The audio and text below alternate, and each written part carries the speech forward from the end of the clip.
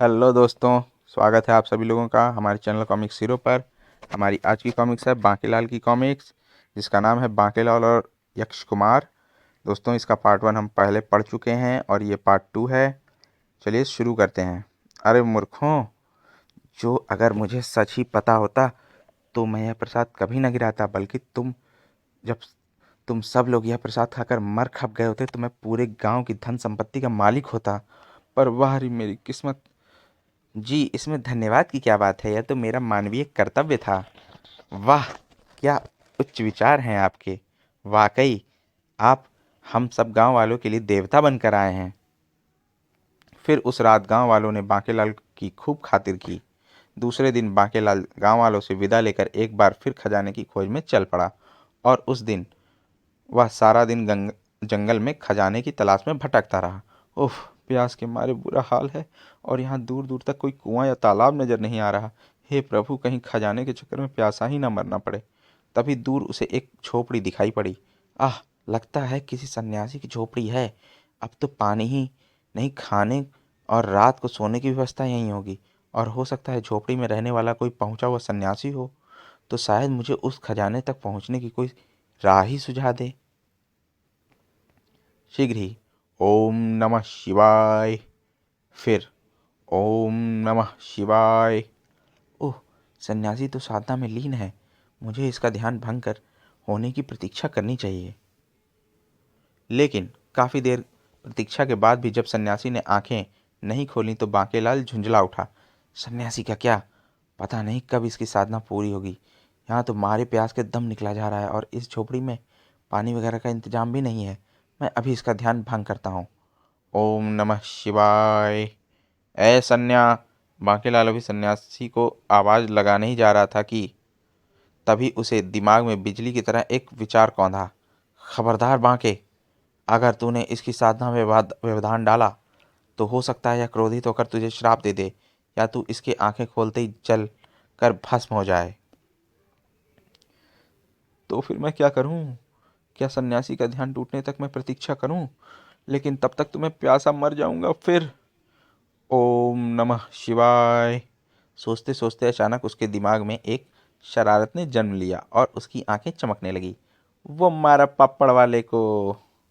अगले ही पल उसने झोपड़ी की एक खूंटी पर टंगी डोरी उतारी और उसके एक छोर से सन्यासी की दाढ़ी बांधी और दूसरे छोर को उसने अपने घोड़े से बांध दिया। फिर घोड़े को पेड़ से खोलकर बांकेलाल ने उसे जोर से एक डंडा मारा। हिन हिन। फिर ओम नमः शिवाय। आई, वाह, अब आया मजा। लेकिन आश्चर्य, अगले ही पल झोपड़ी में सन्यासी की जगह एक सुंदर यक्षकुमार खड़ा था।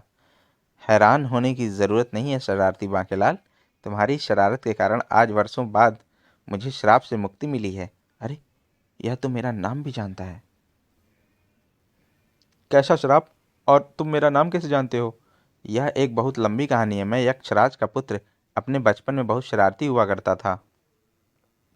एक दिन, आहा भोले बाबा, लगता है भंग की तरंग में सोए पड़े हैं।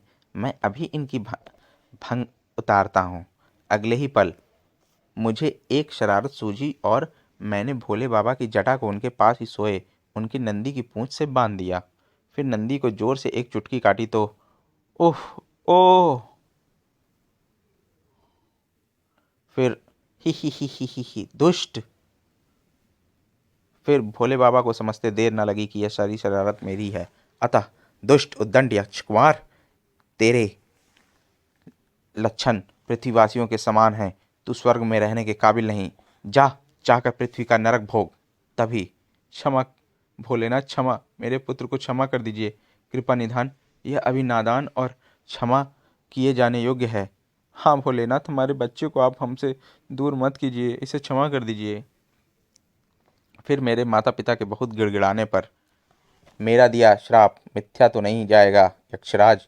हाँ, आज से कुछ वर्षों बाद मेरे ही वरदान से जन्मा इससे भी उद्दंड बांकेलाल नामक इंसान जब इसके साथ कोई इसी तरह की शरारत करेगा तब इसे श्राप से मुक्ति मिल जाएगी। बस उसके बाद मैंने अपने आप को पृथ्वी पर एक मानव के रूप में पाया और तभी से मैं तुम्हारे आने का इंतजार करने लगा। कि कब तुम आकर मुझे श्राप से मुक्ति दिलाओगे। ओह, और हाँ बांकेलाल, तुमने मुझे श्राप से मुक्ति दिलाई है, इसलिए मैं तुमको अपनी यह अंगूठी देता हूँ। जब कभी तुम पर भारी मुसीबत आए तो यह इस अंगूठी को 3 बार रगड़ना। मैं तुरंत तुम्हारी सहायता के लिए पहुंच जाऊंगा। अच्छा, अब मैं चलता हूँ। विदा मेरे दोस्त। जाने से पहले मुझे पानी तो पिलाते जाओ मेरे भाई। क्षमा मित्र, इस समय मैं तुम्हारी यह सहायता भी नहीं कर सकता, क्योंकि मैं तुरंत अपने वर्षों से बिछड़े माता पिता से मिलना चाहता हूँ। हाँ, इस झोपड़ी के पीछे एक झील है, तुम वहां जाकर अपनी प्यास बुझा सकते हो। इतना कहने के साथ ही यक्ष कुमार विलुप्त हो गया। कृतघ्न कहीं का। चलो, जाते जाते सोने की अंगूठी तो दे गया। बांकेलाल ने यक्ष कुमार की दी अंगूठी अपने उंगली में पहन ली। फिर झील पर पहुंचकर बांकेलाल ने झील का पानी पिया और एक बार फिर खजाने की खोज में चल पड़ा।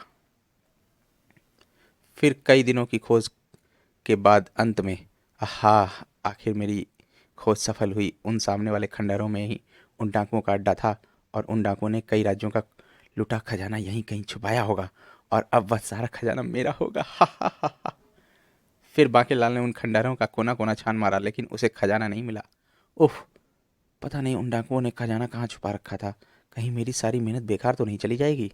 और झुंझलाए हुए बांकेलाल की नज़र जैसे ही एक मूर्ति पर पड़ी तो, यह क्या, क्या काली मैया मेरी असफलता पर मुझे जीभ दिखा रही है। मैं अभी इनकी जीभ को खींचकर उखाड़ दूंगा।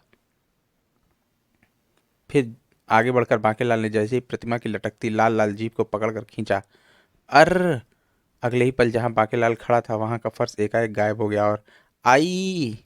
फिर फुश फुश फुश धप। तहखाने का दृश्य देखते ही बांकेलाल के मुंह से एक चीख निकली, नहीं। और इधर अपने शिकार को तहखाने में देखकर एक साथ कई सांप बांकेलाल की ओर बढ़े। उफ, ऐसा नहीं हो सकता। मैं एक ऐसी बेबसी भरी मौत नहीं मर सकता। हे प्रभु, मेरी रक्षा करो। मारे भय के पीछे हटता बांकेलाल परेशानी के आलम में हाथ मलने लगा। हाथ मलते मलते अनजाने में ही यक्षमार की दी हुई अंगूठी 3 बार रगड़ खा गई और अगले ही पल, हा हा हा हा, लगता है किसी नई शरारत ने तुम्हें इस मुसीबत में फंसा दिया है बांकेलाल।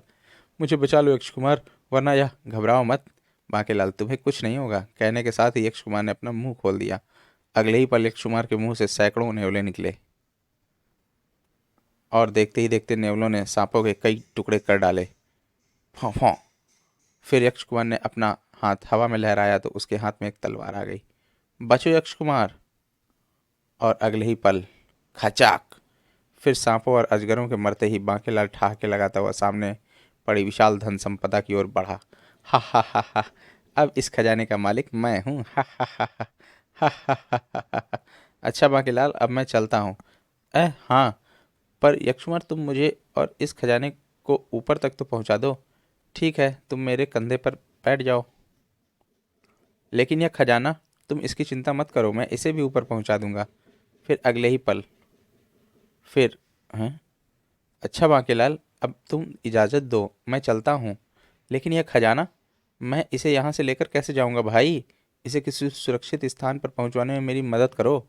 लेकिन इसे पहुँचाना कहाँ है, कहीं भी, किसी भी सुरक्षित स्थान तक। बांकेलाल की बात सुनते ही यक्ष कुमार पहली बार चौंका। फिर वह सोचने लगा, इतना सारा धन भला किसका हो सकता है, और यह बांकेलाल के हाथ कैसे और क्यों लगा। अगले ही पल यक्ष कुमार ने अपनी आंखें बंद कर लीं और फिर शीघ्र ही सारी कहानी अपनी बंद आंखों के सामने, उसकी बंद आंखों के सामने घूम गई। ओह, तो यह डाकुओं द्वारा लूटा गया धन है, जिसे बांकेलाल हड़पना चाहता है। लेकिन भगवान शिव के श्राप सुधार के अनुसार यह धन जिसका है उन्हें बांकेलाल के द्वारा ही वापस मिलना चाहिए। लेकिन बांकेलाल की नीयत तो खराब है। फिर फिर किसी बात के दिमाग में आते ही यक्ष कुमार की आंखें शरारतपूर्ण ढंग से चमकने लगीं। क्या सोचने लगे यक्ष कुमार? मैं सोच रहा था कि मुझे तुम्हारी मदद करनी ही है चाहिए। आओ मेरे साथ बाहर चलो।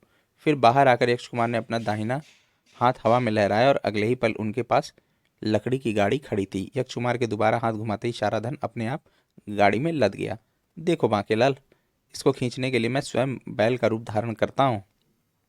बैल का रूप धारण करके यक्ष कुमार गाड़ी को खींचता हुआ वहां से चल पड़ा। वाह, मजा आ गया। अब इस विशाल खजाने का अकेला मैं मालिक हूँ। अब मेरी हैसियत राजा विक्रम सिंह से कम नहीं। फिर विशालगढ़ राज्य की सीमा के अंदर पहुंचकर बांकेलाल ने जैसे ही बैलगाड़ी को अपने गांव की ओर मुड़ना चाहा तो बैल रूपी यक्ष कुमार अचानक ही नगर की ओर मुड़कर भागने लगा। अरे यह क्या यक्ष कुमार, तुम किधर जा रहे हो? जहां मुझे जाना चाहिए बांकेलाल। क्या मतलब, कहीं तुम पागल तो नहीं हो गए? तुम शायद ठीक समझ रहे हो, मैं वाकई पागल हो चुका हूँ। कुछ देर बाद, अरे इस बैलगाड़ी को रोको वरना यह भरे दरबार में पहुंच जाएगी और फिर महाराज हमें कठोर दंड देंगे। लेकिन इससे पहले कि पहरेदार बैलगाड़ी को रोक पाते, बैलगाड़ी राजा विक्रम सिंह के लगे दरबार में पहुंच गई। अरे बांकीलाल, तुम, यह सब क्या है? मारे गए। इससे पहले कि बांकीलाल कोई जवाब देता, बैलगाड़ी का एक पहिया टूटकर गाड़ी से अलग हो गया और गाड़ी में भरा खजाना फर्श पर गिरने लगा। खन, अरे! फिर आश्चर्यचकित से राजा और दरबारी दरबार में बिखरे धन को देखने लगे। बांकीलाल, कहीं यह सारा धन कई राज्यों का लूटा हुआ वही धन तो नहीं जिसे डाकू सुल्तान सिंह और उसके साथी लूट ले गए थे? जी महाराज, यह वही धन है। तो इसका मतलब तुम भ्रमण पर नहीं बल्कि इसी धन की खोज में गए थे? जी।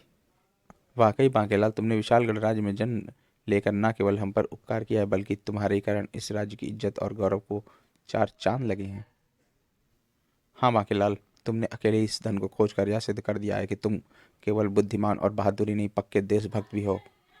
अरे मूर्खों, अगर इस यक्ष के बच्चे ने मेरे साथ विश्वासघात ना किया होता तो यह सारा धन मेरा होता। वाकई बांकेलाल, तुम्हारी जितनी भी प्रशंसा की जाए कम है।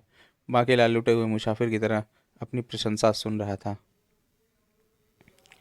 तभी बैल रूपी यक्ष कुमार उसके कानों में फुसफुसाया।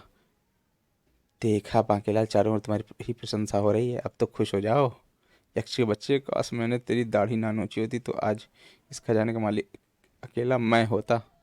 और बांकेलाल की इस फुसफुसाहट पर बैल रूपी यक्ष कुमार मुस्कुराया और फिर एकाएक गायब हो गया और दरबार में बांकेलाल के अलावा किसी का भी ध्यान उस पर ना गया। फिर 2 दिनों बाद एक बार फिर कई राजाओं के राजा विशालगढ़ पहुंचे और उन्होंने बांकेलाल को अपने हाथों से सम्मानित किया और उसे पुरस्कार स्वरूप 5,000 स्वर्ण मुद्राएं दी। दोस्तों, हमारी ये कॉमिक्स यहीं पर समाप्त होती है। आपको ये कॉमिक्स कैसी लगी हमें हमारे कमेंट सेक्शन में ज़रूर बताएं और हमारे चैनल को सब्सक्राइब करना ना भूलें। मिलते हैं अगली कॉमिक्स में। धन्यवाद।